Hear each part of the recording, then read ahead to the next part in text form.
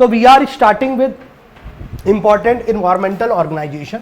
अब environmental organisation क्यों और why we are reading it, तो सबसे पहले अगर आप ये देखें तो आफ्टर वर्ल्ड वॉर सेकेंड पूरी दुनिया में एक कॉन्शियसनेस हुआ कि आदमी ने पर्यावरण को बहुत ज़्यादा चेंज कर दिया है। 1945-46 से पहले ऐसा नहीं समझा जाता था, और समझा जाता था कि एक डिटर्मिनिज्म है। डिटर्मिनिज्म का मतलब नेचर आदमी को चेंज करता है।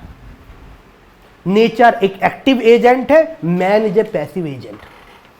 नेचर जैसे जैसे मूल्ड करता है वैसे वैसे आदमी मूल्ड होता है। जैसे नेचर ने डेजर्ट बनाए काराकुम के, जहां पे सूरज की रोशनी डायरेक्ट आंखों में पड़ती थी, तो आपकी आंखें डबल आईलिड हो गई, मंगोलॉइड रेस।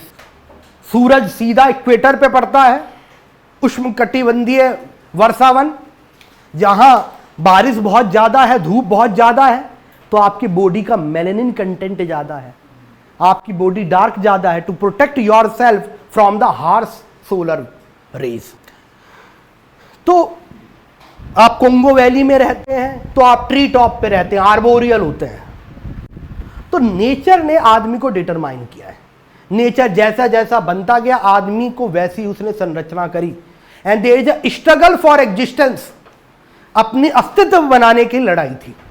लेकिन 1945-1946 के बाद एक कॉन्शियसनेस पैदा होने लगा कि आदमी भी एक एक्टिव एजेंट है, खाली डिटर्मिनिज्म नहीं है। मैन इज आल्सो है एक्टिव एजेंट।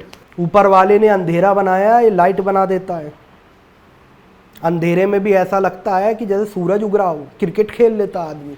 ऊपर वाले ने मच्छर बनाए, ये ऑल आउट बना गया। ऊपर वाले ने पहाड़ बनाए, इसने खोद के ट्रेन निकाल दी। ऊपर वाले ने पानी बनाया, इसने उसके मुंह के आगे डैम बना दिया। ऊपर वाले ने गर्मी बनाई, इसने एसी बना दिया। ऊपर वाले ने ठंड बनाई, इसने हीटर बना दिया। ऊपर वाले ने हमारी स्पीड कम कर दी चलने की, इसने बाइक बना दी, कार बना दी। तो नेचर से लड़ाई। लेकिन 1940s के बाद ये आने लगा कि man is also an active agent. ये पूरी धरती को चेंज कर रहा है, और छोटा मोटा ब्रह्मा ये भी है। पहले हम सोचते थे कि फ्लोरा एंड फोना एक ऑलमाइटी नेचर की देन है, लेकिन आदमी ऐसा है कि ऑलमाइटी के लिखे हुए फॉर्मूला को चेंज कर देता है। अब कैसे फॉर्मूला चेंज कर देता है? मान लीजिए गंगानगर में गेहूं उगता है, ये फॉर्मूला चेंज कर देता है, वहां पे चावल उगाने लगता है।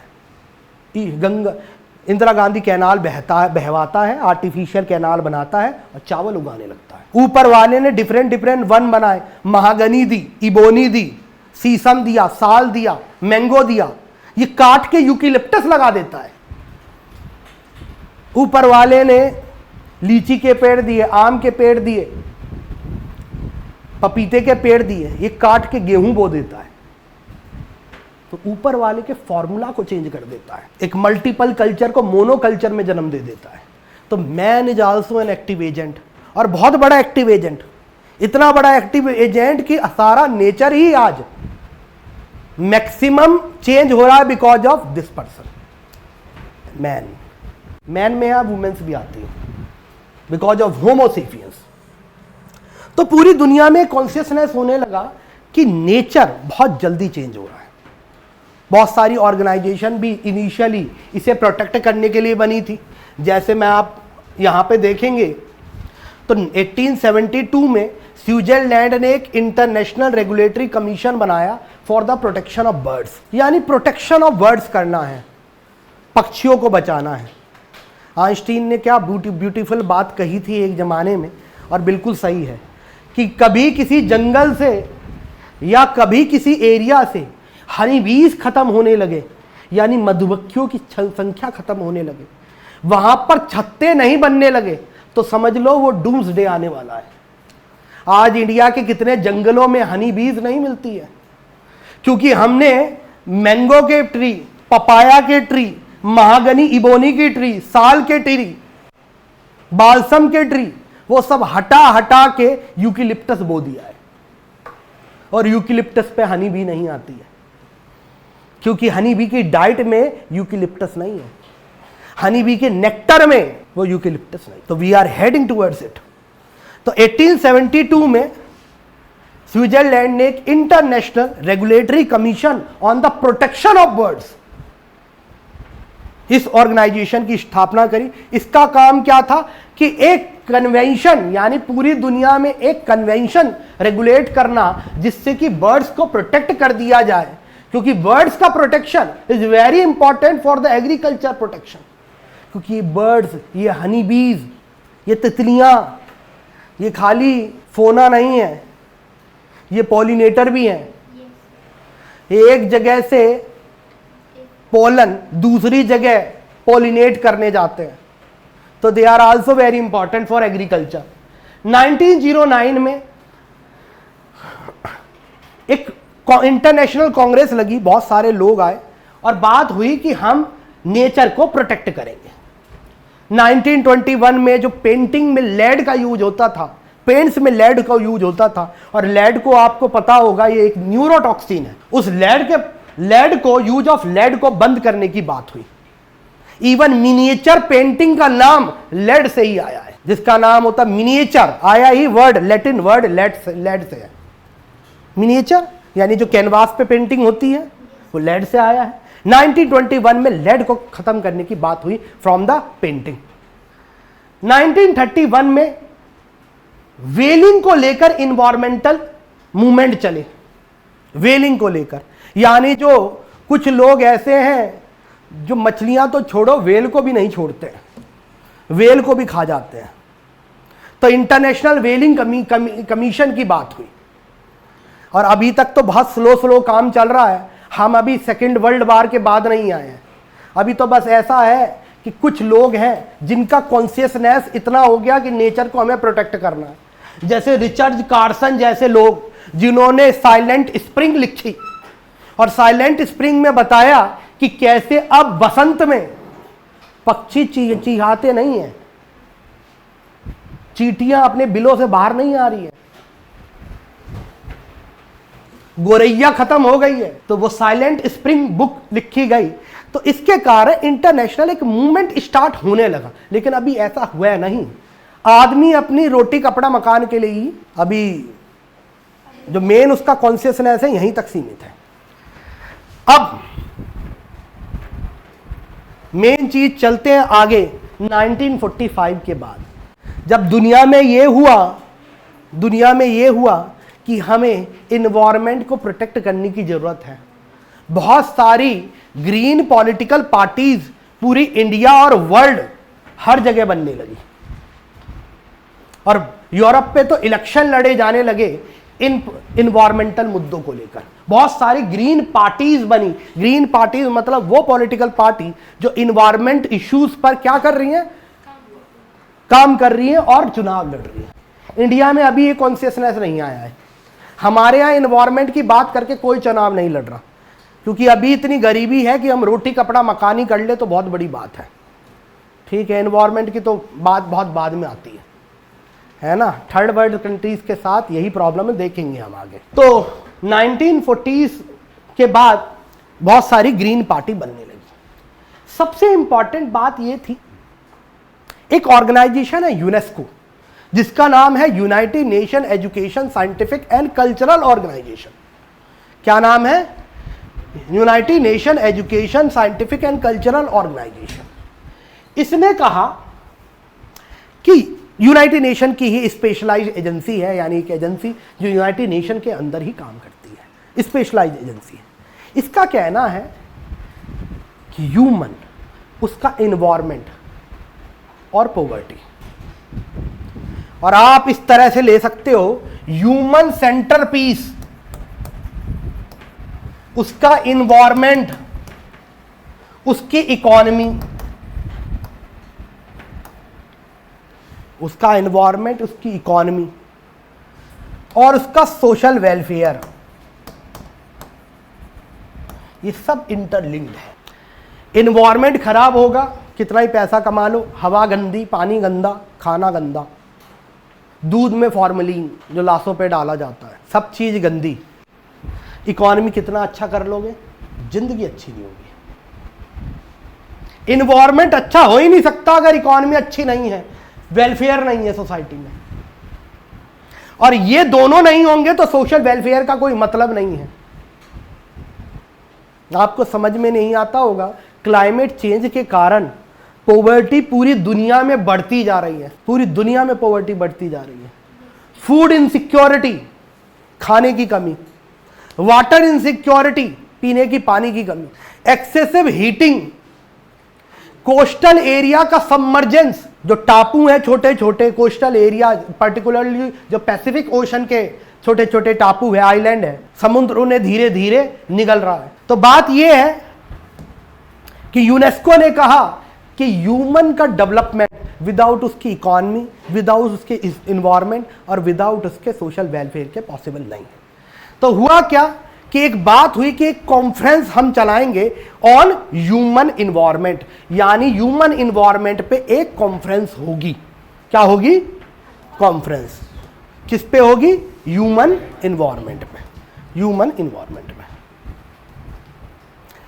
तो अब आ जाओ, तो इस कॉन्फ्रेंस को कहा गया स्टॉकहोम डिक्लेरेशन, क्योंकि अंग्रेजों की एक खासियत है, ये जहां जो चीज करते हैं उस जगह के नाम पर अपना नाम रख लेते हैं। जहां जो कॉन्फ्रेंस बैठेगी उस जगह के नाम पर अपना नाम।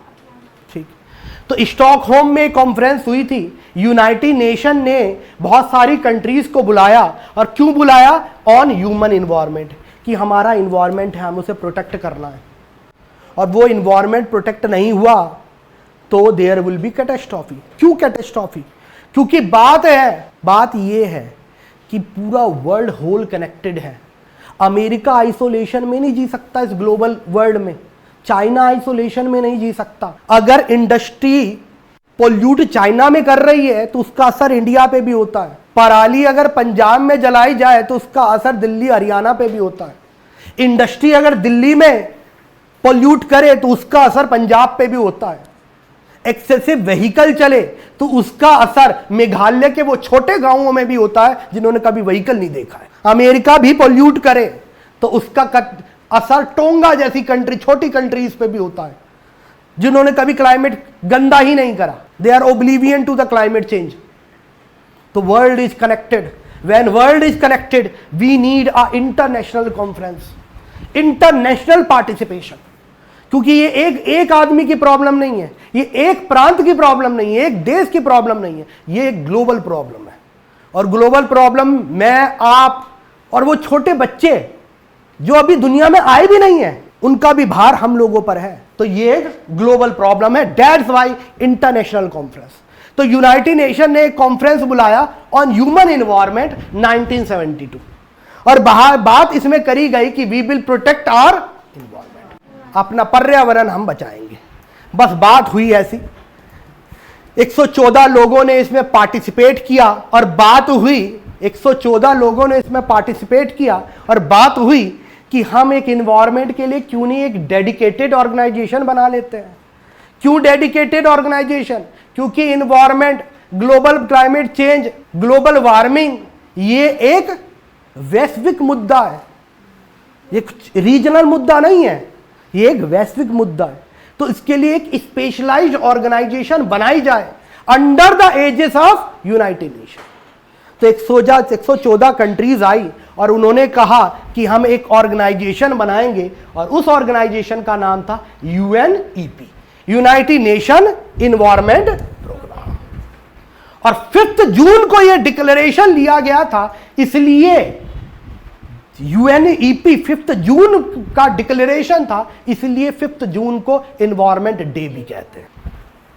UNEP आई तो लोगों को लगा तो जैसे एक स्पेशलाइज्ड ऑर्गेनाइजेशन बना दी, अब तो क्या ही कर देंगे, दुनिया प्रोटेक्ट कर देंगे। लेकिन मैं आपको कहूं 10 साल गए, 20 साल गए, कुछ भी नहीं हुआ। 1972 में ये ऑर्गेनाइजेशन आई UNEP, और इसका बात हुई कि भाई UNEP का हम हेडक्वार्टर कहां बनाएंगे। तो बात ये हुई हेडक्वार्टर कहां बनाएंगे। तो आप देखिए स्टॉकहोम के बाद हो गए 10 साल, और ये बात हुई थी हेडक्वार्टर कहां बनाएंगे, तो बात हुई नैरोबी में बनाते हैं। कहां? नैरोबी। लोगों ने पूछा नैरोबी कहाँ है, तो यूनाइटेड नेशन का पता नहीं, केन्या है, साउथ अफ्रीका, वो सॉरी अफ्रीका, अफ्रीका है केन्या। केन्या क्यों, इक्वेटर पे भी आता है, गरीब कंट्री है। दूसरी बात, पॉल्यूशन के कारण अंडर डेवलप कंट्री जो है वो भी इफेक्टेड है और डेवलप कंट्री भी इफेक्टेड है। लेकिन जब तक हर कोई साथ में नहीं आएगा, क्योंकि ये ग्लोबल प्रॉब्लम है, तब तक इसका सॉल्यूशन नहीं हो सकता। तो नैरोबी में इसका हेडक्वार्टर बनाया गया। ठीक, 1882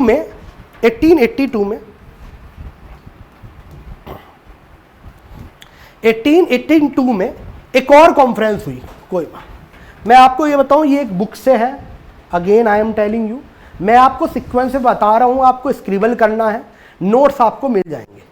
ठीक है, अभी ये सीक्वेंस में नहीं है क्योंकि बुक में था तो हमने दे दिया आपको, क्योंकि हम तो बुक को हम तो मेन वेबसाइट से है, लेकिन मैं सारी वेबसाइट खोल के आपके दिखाऊं तो वो कोई औचित्य नहीं बनता है, टाइम भी वेस्ट होता है।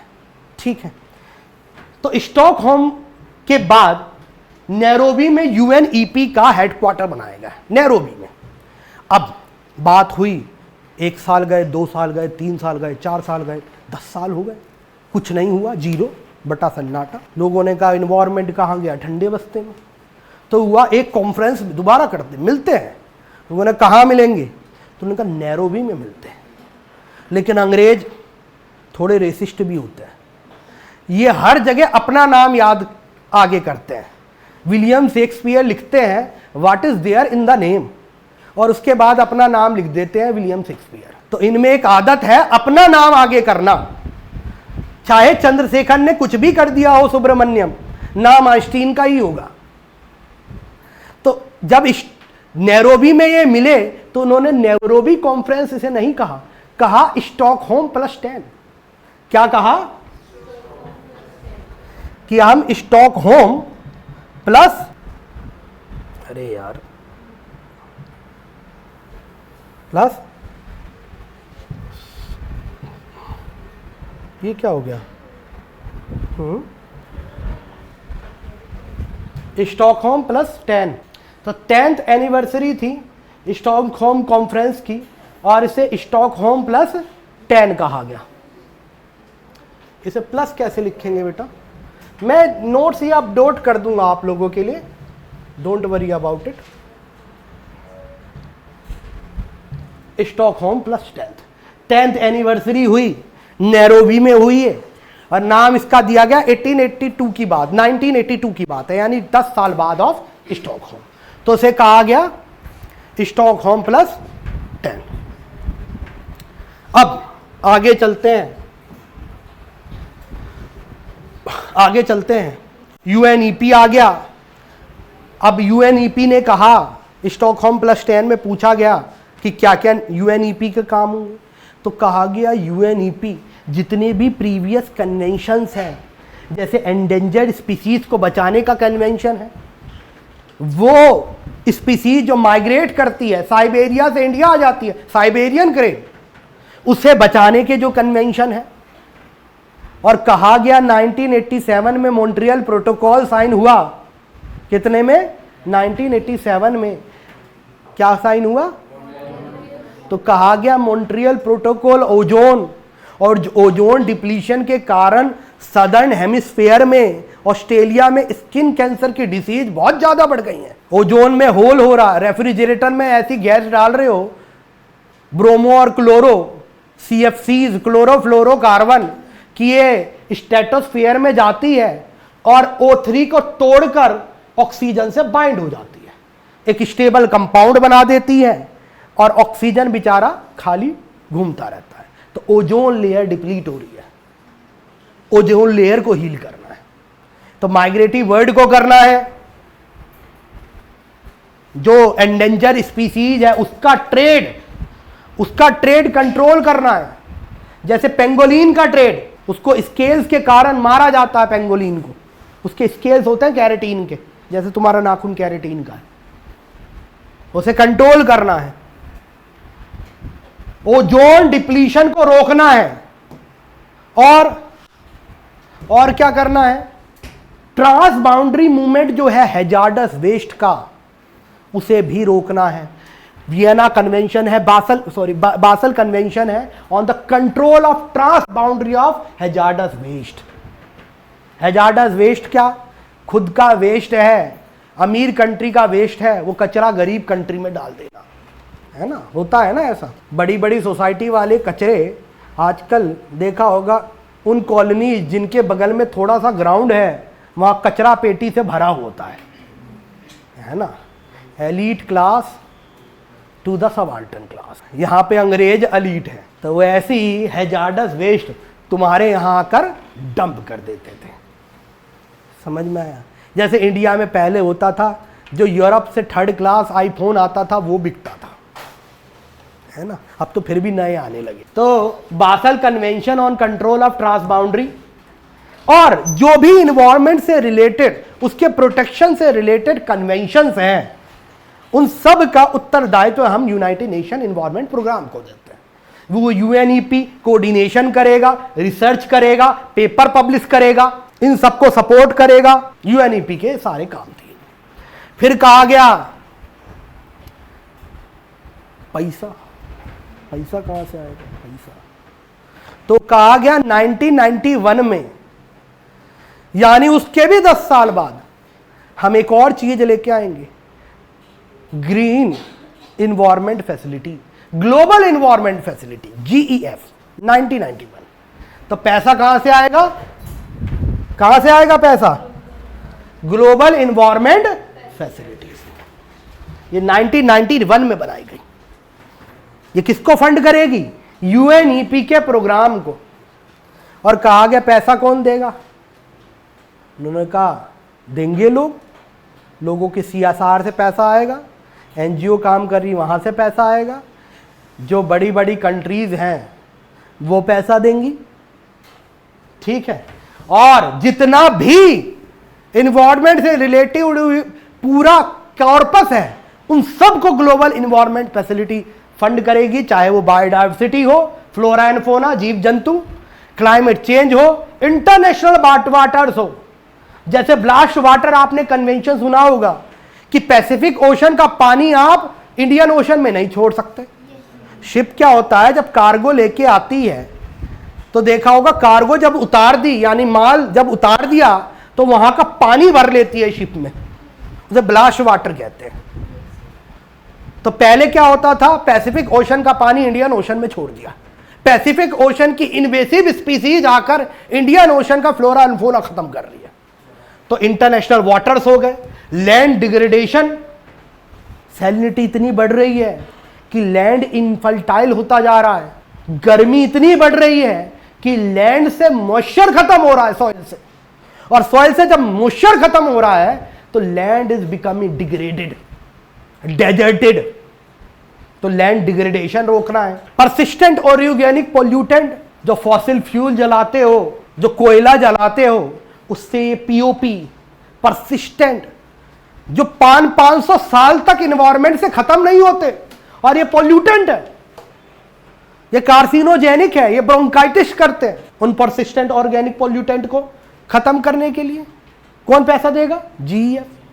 Mercury, very poisonous substance to the human, mercury poisoning होती है। मीना माटा कन्वेंशन है, मीना माटा एक डिसीज भी होती है दिमाग की, वो मरकरी के कारण होती है। सस्टेनेबल फॉरेस्ट मैनेजमेंट, अरे बेवकूफो, जो जंगल तुम काट देते हो, दुनिया का 20% ग्लोबल ग्रीन हाउस गैस, सबसे इंपॉर्टेंट CO2 इन पेड़ों में स्टोर है। ये CO2 कार्बोहाइड्रेट्स की फॉर्म में, और हम जब इन्हें काटते हैं, जब इन्हें जलाते हैं, वो CO2 एटमॉस्फेयर में रिलीज होता है। हम ग्लोबल वार्मिंग की बात कर रहे हैं, लेकिन उन पेड़ों को काट देते हैं। जो हमें एक NGO दिल्ली ग्रीन्स है, उसका कहना है एक फुल ग्रोन ट्री 23 करोड़ रुपए एक इकोनॉमी में जनरेट करता है, इतनी सर्विसेज प्रोवाइड करता है। वो 10,000 20,000 का बहुआ सा एयर प्यूरिफायर ले आते हो, लेकिन वो 23 करोड़ का पेड़ तुम एक झटके में काट देते। Soil organic pollutant, soil organic carbon, जो पेड़ सॉइल के और सॉइल में जमा करके रखती है, वो ऑर्गेनिक पॉल्यूटेंट नहीं, ऑर्गेनिक कार्बन की बात कर रहे हैं। वो ऑर्गेनिक कार्बन जो पेड़ अपने तनों में, अपनी पत्तियों में जमा करके रखती है, उसे काट के आप एटमॉस्फेयर में रिलीज कर देते हो। वर्ल्ड का 20% global green house gas is store in our forest. They are our lungs, nature के लंग्स है। तो sustainable forest management, food security, monoculture, जैसे अभी देखेंगे मोनोकल्चर के बहुत सारे चीजें कि बासमती खाना है तो सबको ही बासमती खाना है, बाकी सारी चावल की वैरायटी ही खत्म कर दी। फूड सिक्योरिटी और डाइवर्सिटी, ये अगर एक पॉइंट पर नेचर को डिफाइन किया जाए और पूछा जाए वो चीज जो नेचर को एग्जिस्टेंस में लेके चली आ रही है और नेचर को सस्टेन करने में, रेगुलेट करने में, खुद को मेंटेन करने में, वो चीज जो सबसे ज्यादा इंपॉर्टेंट है वो बायोडाइवर्सिटी है, विविधता। ये विविधता किसी भी नेचर के लिए, किसी भी एनवायरनमेंट के लिए सबसे ज्यादा जरूरी है। तो फूड सिक्योरिटी, सस्टेनेबल सिटीज, कि कंजम्पशन बेस्ड इकोनॉमी ना हो, ऐसा ना हो कि इतना कंज्यूमरिज्म हो कि वो नेचर को बिल्कुल पोल्यूट कर दे, बिल्कुल खत्म कर दे, आने वाली जनरेशन के लिए होस्टाइल बना दे, वो जी ही ना पाए। बना तो दिया आपने गैस चैम्बर, रह लो जाकर। एक दिन में 100 सिगरेट पीने जैसा है। जो सिगरेट वाले होंगे खुश हो रहे होंगे, कह रहा मैं तो डायरेक्ट फिल्टर के साथ ले रहा हूं, तू बिना फिल्टर के ले रहा है। इतना पॉल्यूशन। तो सस्टेनेबल सिटीज, तो बात ये हुई कि यूएनईपी आया, यूएनईपी से के बाद ये कहा गया कि हमें एक कॉन्क्रीट रिपोर्ट बनानी चाहिए। क्या बनानी चाहिए? और रिपोर्ट के लिए ऐसा नहीं हो कि गवर्नमेंट आए और कुछ भी रिपोर्ट छाप दे। अमेरिका कहे हम तो पोल्यूट करते नहीं, ये चाइना करता है। चाइना कहे हम कब करता है बे। इंडिया कहे हम तो अभी निकले ही नहीं है, अभी तो हम पैदा ही हुआ हूं, अभी तो फुल ग्रोन भी नहीं हुआ, हम कौन सा करता हूं भाई पॉल्यूट। तो हर कंट्री अपने हिसाब से ना चीजें बनाए, इसके लिए एक ऑर्गेनाइजेशन, एक तरीके का स्ट्रक्चर बनाया जाएगा। और उस स्ट्रक्चर को जिसमें 1400 साइंटिस्ट डिफरेंट कंट्रीज से, जैसे चाइना ने कहा, झूठा है बहुत, कहा हम तो global green house gas emit ही नहीं करते, बस हमने तो 6 मिलियन टन ही रिलीज करा है। तो वहां के जो जमीर वाले साइंटिस्ट हैं वो कह सके नहीं नहीं सरकार गलत बोल रही है। तो हर देश के 1400 well form, well informed, well जो जमीर वाले साइंटिस्ट है, ऐसे साइंटिस्ट की एक कमिटीज बनाई गई जिसका नाम था आईपीसीसी। क्या नाम था? Inter governmental panel on climate change. ये पैनल ये पूरी दुनिया से डेटा इकट्ठा करता है, हर कंट्री से डेटा इकट्ठा करता है कि किसने कितनी ग्लोबल हाउस गैस रिलीज करी है, किसने कितना आतंक मचाया है। और यूएनईपी, वर्ल्ड मीटियोलॉजिकल ऑर्गेनाइजेशन, क्योंकि मौसम का डेटा भी इसके पास होना चाहिए, इसके सपोर्टिंग ऑर्गन है। उस ऑर्गेनाइजेशन का क्या नाम है? Inter governmental panel on climate change. ये एक ऑर्गेनाइजेशन है जो थिंक टैंक है, जो रिपोर्ट्स पब्लिश करती है, जो बताती है दुनिया के हो कि अपने गिरेबान में खुद झांक के देखो कि हम कहां से कहां। आईपीसीसी 1988 में 1988 में बनाई गई थी, एक साल बाद किसके? ब्रंटलैंड कमीशन के। अब आप कहेंगे ब्रंटलैंड कमीशन कहां से आ गया? मैं आप कहूंगा कि 1972 स्टॉकहोम, 1982 स्टॉकहोम प्लस 10, 1992, 20 साल बाद स्टॉकहोम की एक बहुत बड़ी चीज होने वाली थी। तो बात यह हुई कि एक गवर्नमेंटल पैनल क्यों नहीं बनाया जाए, और उसमें प्रो हरलेम ब्रंटलैंड थी जो नॉर्वेनियन की प्राइम मिनिस्टर थी, एक लेडी जिन्होंने एक कमीशन की रचना करी। उस कमीशन में बहुत सारे साइंटिस्ट आए, बहुत सारे गवर्नमेंट को रिप्रेजेंट किया गया, और उन्होंने ब्रंटलैंड कमीशन बनाया आईपीसीसी से पहले। आईपीसीसी से एक साल पहले क्या बना? Brundtland commission. और ब्रंटलैंड कमीशन ने एक रिपोर्ट दी our common future 1987, Brundtland commission. क्या था उस रिपोर्ट का नाम?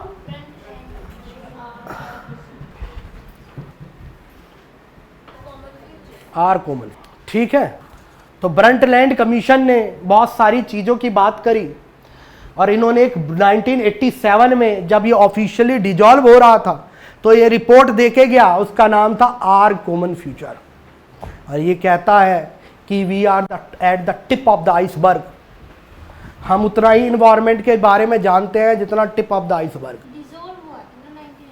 तो रिपोर्ट दी ना बेटा, मैंने कहा ना रिलीज करी रिपोर्ट आर कॉमन फ्यूचर। और इसके एक साल बाद एक फुल्ली प्रोफेशनल एक ऑर्गेनाइजेशन बनाई गई जो थिंक टैंक थी, इंटर गवर्नमेंटल थी, उसका नाम क्या था? आईपीसीसी। आगे चलें। अब बात ये होने लगी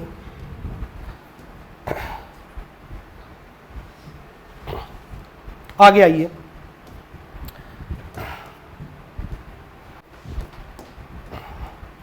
नेक्स्ट। तो ये था, इस ब्रंटलैंड कमीशन भी किसे कहते हैं और वर्ल्ड कमीशन और इन्वायरमेंट एंड डेवलपमेंट भी कहते हैं, बात एक ही है। World commission on environment and development भी कहते हैं।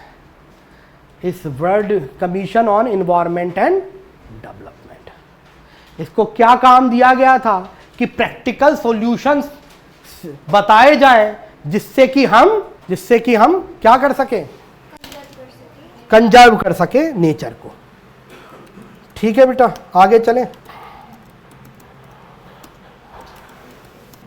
फर्दर इस कमीशन को, ब्रंटलैंड कमीशन को, also known as world commission on environment and development, आप इसे एक चीज के लिए और जानते हैं जो आज छठी क्लास के बच्चे से लेकर मास्टर्स तक के बच्चे को पता है।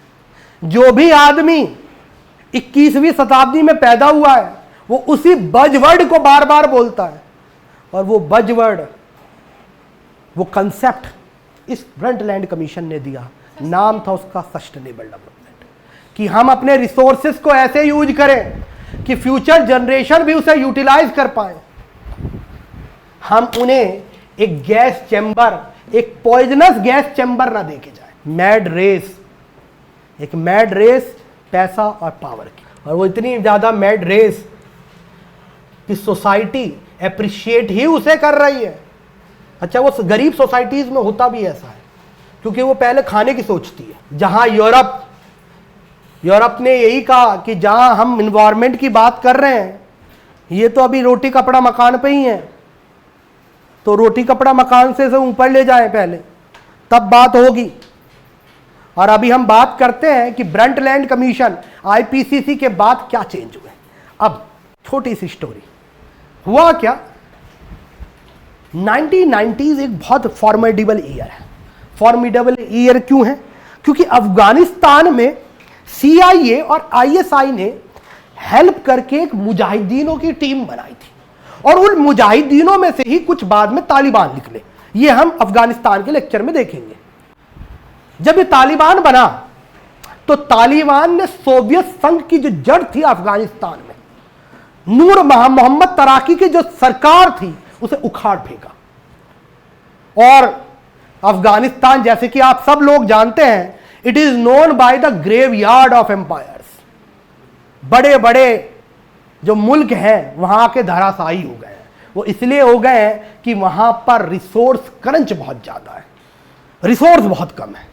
आपको लड़ाई लड़ने के लिए अपने देश से रिसोर्स चाहिए, अफगानिस्तान के रिसोर्स आपके लिए इनफ नहीं होंगे। तो that's why this is known as graveyard of empire. तो अफगानिस्तान में सोवियत संघ की हार हुई, और हार कैसी हुई कि सोवियत संघ का ही विघटन हो गया, टूट गया सोवियत संघ, डिसइंटीग्रेशन हो गया, और लार्जेस्ट कंट्री उसमें से निकली, एक डॉन बचा, यूनिपोलर वर्ल्ड। उस डॉन का नाम था यूएसए ने कहा अपनी है अब तो इस पूरी दुनिया पर राज करेगा। तो यूएसए ने कहा चलो अपना पहल लीडरशिप, क्योंकि इससे पहले स्पेस रेस चलती थी, इससे पहले गल्फ राज चलती थी, अब यूएसए ने कहा अपन डॉन है, दुनिया की किस डोर पे दुनिया चलेगी अपन डिसाइड करेगा। तो 1990s में अपने चंटे बंटे, अपने सिम्बा पिम्बा सबको कहा आ जाओ। लोगों ने कहा इन्वायरमेंट पे बात करते हैं। और जब डॉन कहता है यूनिपोलर वर्ल्ड की स्टार्ट हुई है, तो सब चंटे बंटे, सब सिम्बा पिम्बा 193 कंट्रीज से ज्यादा पहुंच गए अर्थ समिट करने। कहां पहुंच गए? अर्थ समिट इसलिए कहा गया क्योंकि अब एक डॉन बचा। उस डॉन का क्या नाम था? Rio de Janeiro, south America, Brazil में अर्थ समिट लगा। और जब डॉन पापा ने बुलाया है तो पूरी दुनिया, इससे बड़ा समिट कोई नहीं हुआ दुनिया में।